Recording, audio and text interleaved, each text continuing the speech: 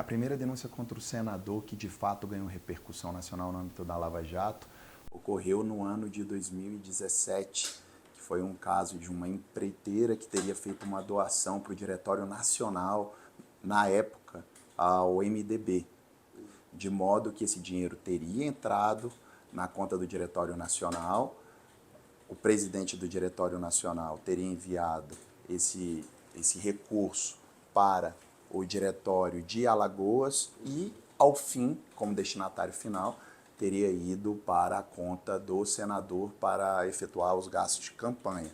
De modo que, nesse caso, o delito que se investigou foi de lavagem de dinheiro e também de corrupção passiva.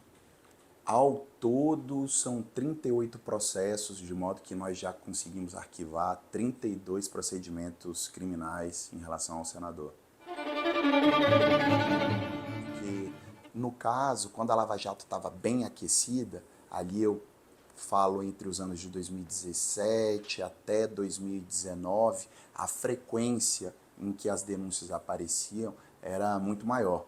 Hoje em dia ainda tem um acervo ainda no Supremo Tribunal Federal, mas ainda de modo que essas denúncias hoje elas estão tramitando de forma muito mais lenta.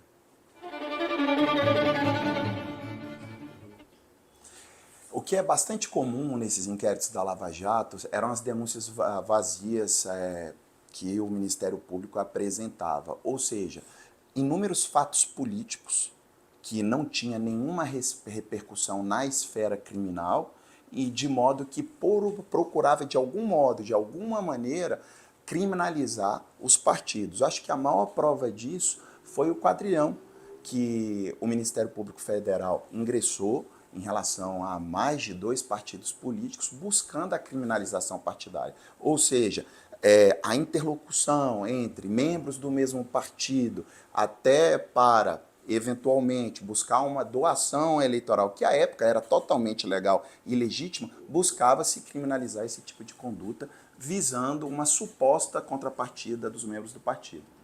Zero peso jurídico, acho que uma das denúncias mais bizarras, assim, até, e não é nenhum tipo aqui de força e expressão do termo, foi uma em que o senador ele foi alvo, de modo que o delator, no caso, ele teria aviado recursos da Transpetro justamente para o grupo político opositor do senador, de modo que seria totalmente teratológico esse tipo de denúncia, porque como é que o senador ele vai aviar recursos da Transpetro de modo que ele iria favorecer o grupo político que ele estava concorrendo diretamente nas eleições de 2018. Então, de modo que são algumas imputações que, até do ponto de vista político, do ponto de vista fático, não teria nem como se levar adiante, e mesmo assim o Ministério Público, à época, insistia com esse tipo de denúncia.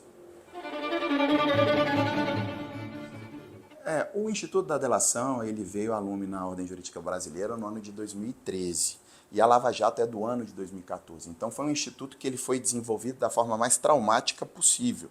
Ou seja, não haviam precedentes em relação à delação premiada.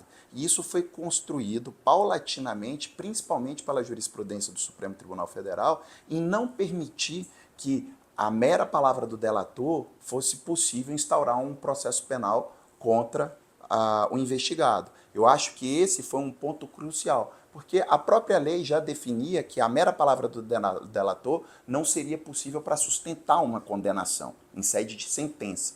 Mas, ainda para instauração do processo, no momento de recebimento da denúncia, o Supremo exigiu que o Ministério Público apresentasse elementos corroborativos de prova para que pudesse haver uma plausibilidade mínima, uma plausibilidade jurídica mínima para que a ação penal ela fosse deflagrada, ela fosse instaurada.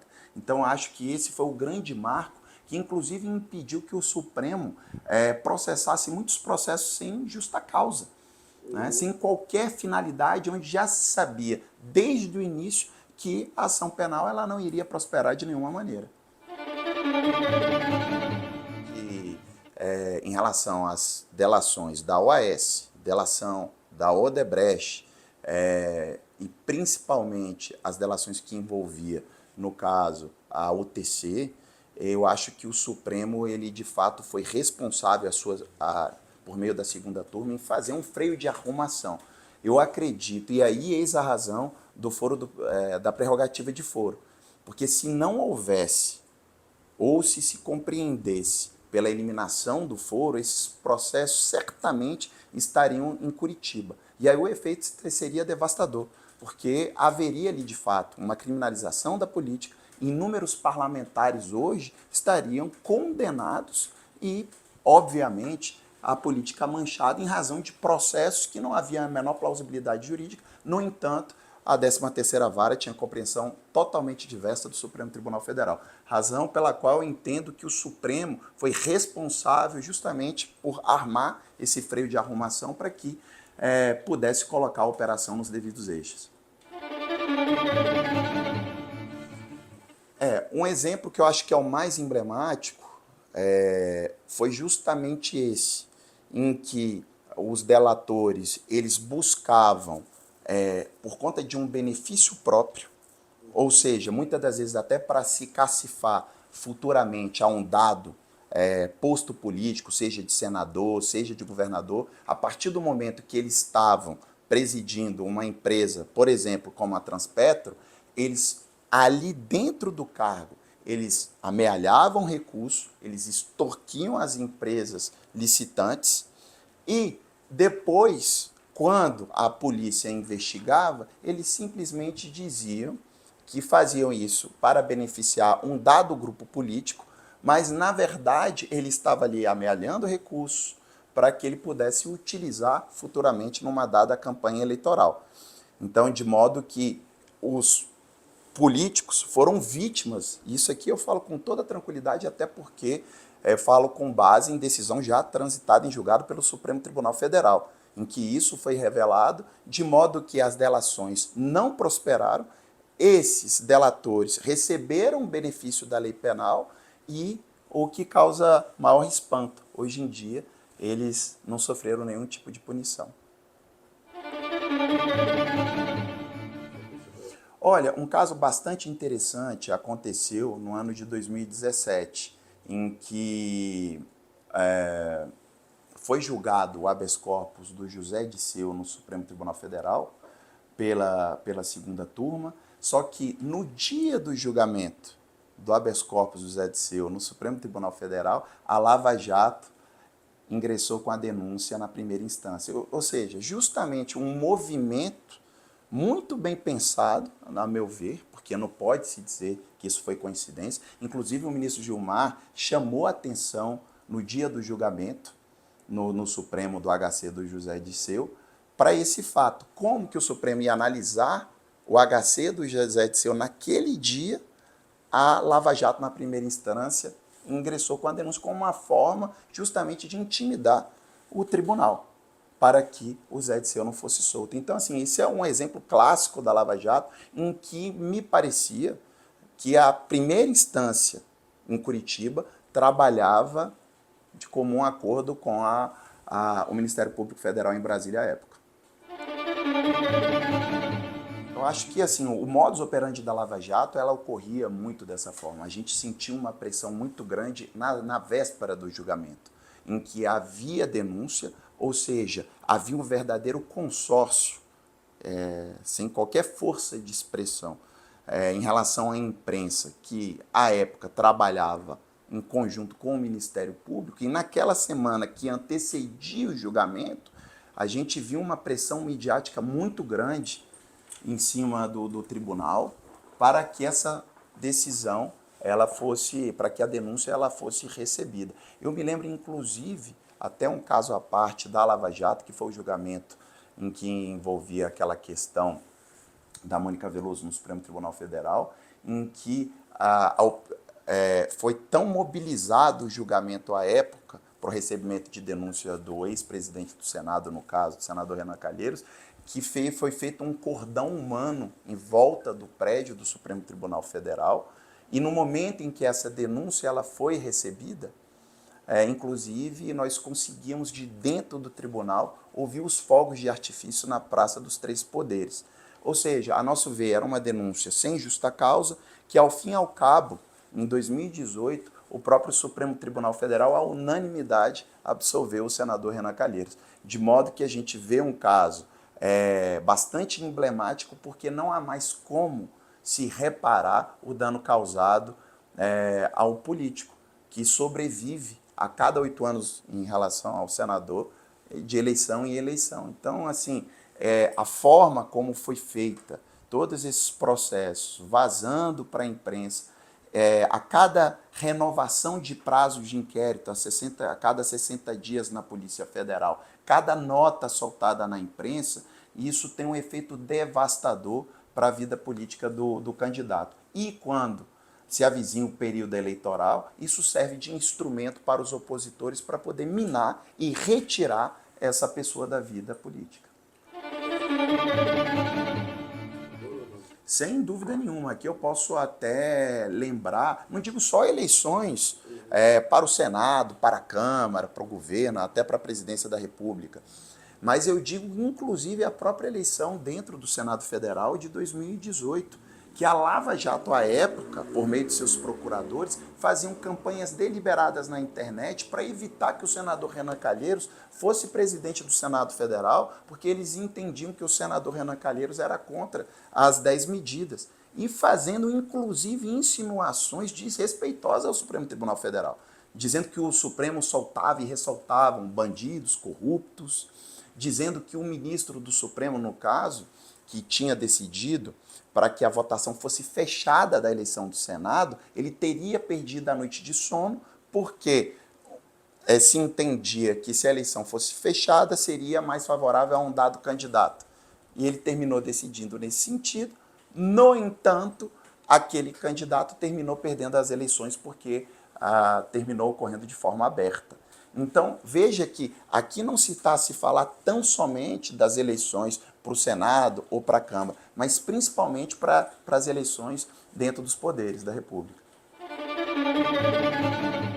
De modo que as denúncias eram basicamente reprises das delações e não havia ali elemento de corroboração.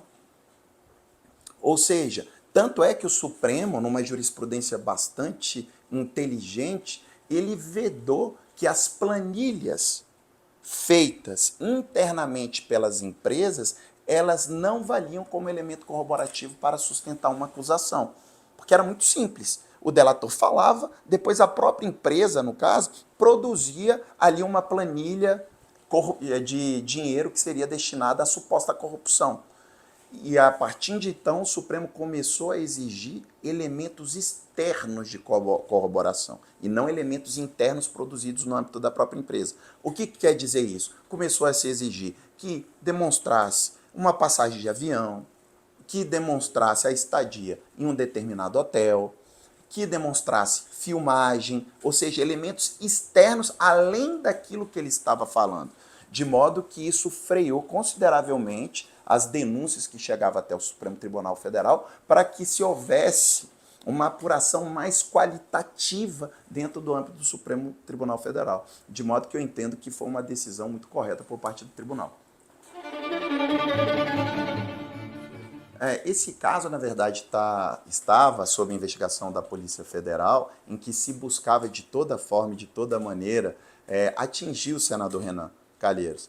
Inclusive, isso ficou bem divulgado na Operação Spoofing, na chamada Vaza Jato, em que procuradores, inclusive do MPF, isso aí está relatado nos autos do processo, em que o objetivo número 1 seria buscar o atual presidente da República e o objetivo número 2 seria perseguir, no caso, o senador Renan Calheiros, né? É um tipo de política à moda stalinista, né? Aponte-me a pessoa que eu demonstrarei o delito. E nesse caso, o delator ele afirmou na sua delação premiada que, muito embora ele não soubesse nada sobre o senador Renan, na verdade, quando ele tinha contato com outro senador, isso está escrito literalmente na delação premiada, ele dizia que sentia a presença implícita do senador, como se ali ele estivesse falando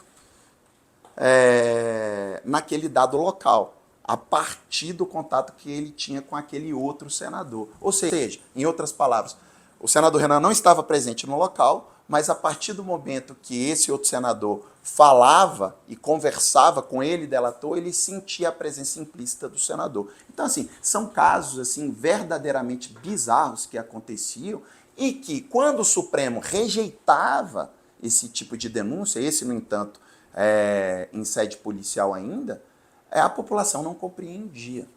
Até porque havia uma seletividade muito específica por parte da imprensa para somente noticiar um tipo de fato, que era a versão do Ministério Público Federal. E muitas das vezes a defesa nem sequer era ouvida. Então havia um juízo popular muito forte em que buscava-se a condenação popular para tentar buscar somente uma confirmação da condenação no âmbito jurídico dentro do tribunal.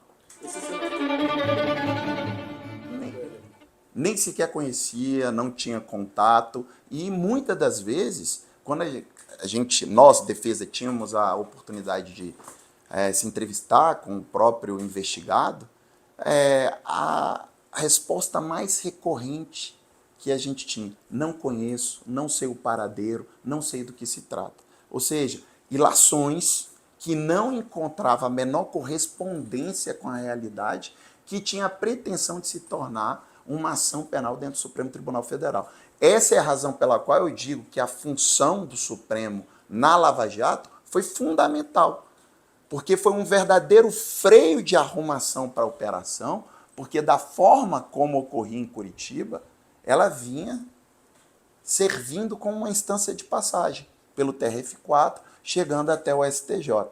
De modo que a atuação específica da segunda turma do Supremo foi fundamental para dar um pouco de racionalidade à investigação.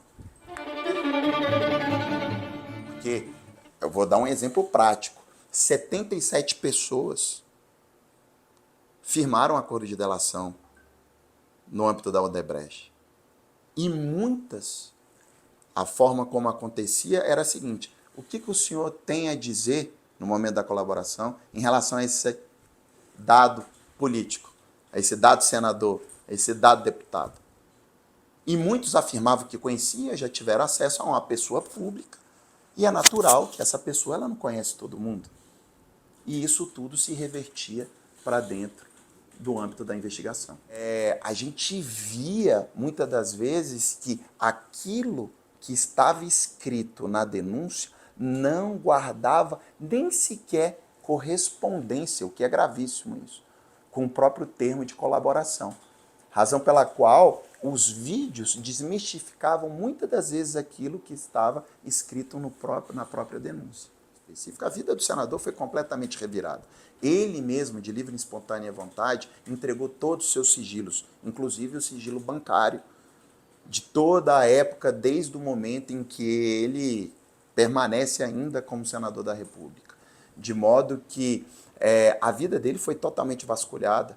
Todas as pessoas que teriam uma ligação direta ou indireta em relação ao senador sofreram processo de busca e apreensão e absolutamente nada foi encontrado. De modo que dessas 38 investigações, 32 já foram arquivadas e em nenhuma delas o senador ele é réu. Isso é que é o detalhe mais importante. Ainda existe, sim, um acervo final no âmbito do Supremo Tribunal Federal, ainda dos inquéritos faltantes, mas inclusive alguns deles já com relatório conclusivo da Polícia Federal, no sentido, opinando para o arquivamento, dizendo que não há indícios de autoria ou materialidade em relação ao delito investigado. Eu acho que o grande ponto de viragem foi justamente com o término oficial da operação, o grau de conscientização que houve por parte dos órgãos persecutórios estatais, seja por parte da Polícia Federal, seja por parte do Ministério Público. Hoje a gente consegue ver um clima de normalidade em que ainda existe um acervo da Operação Lava Jato, sim, mas realizadas as investigações com discrição, preservando principalmente a intimidade do investigado, sem qualquer tipo de espetacularização do processo, de uma forma bastante reservada. E hoje a gente tem uma investigação muito mais racional e principalmente com uma jurisprudência bem definida do Supremo, em que o próprio processo penal em si, ele tem mais segurança jurídica. Hoje os advogados, eles sabem, por meio dessa jurisprudência, quando uma denúncia vai prosperar, quando ela não vai prosperar. Da mesma forma, os órgãos de investigação, que eles têm opinado, até mesmo pelo arquivamento, quando eles sabem que uma denúncia ela não vai prosperar no âmbito do Supremo. Olha, eu acho que a imputação mais inusitada que houve em relação ao senador, que não foi para frente no âmbito, obviamente, da Operação Lava Jato, foi justamente dois, eu poderia mencionar. Um primeiro, em que o próprio delator que presidia a Transpetro dizia que, sob influência do senador, ele aviou o dinheiro da doação eleitoral a um grupo político rival, algo absolutamente bizarro do ponto de vista tanto factual como político.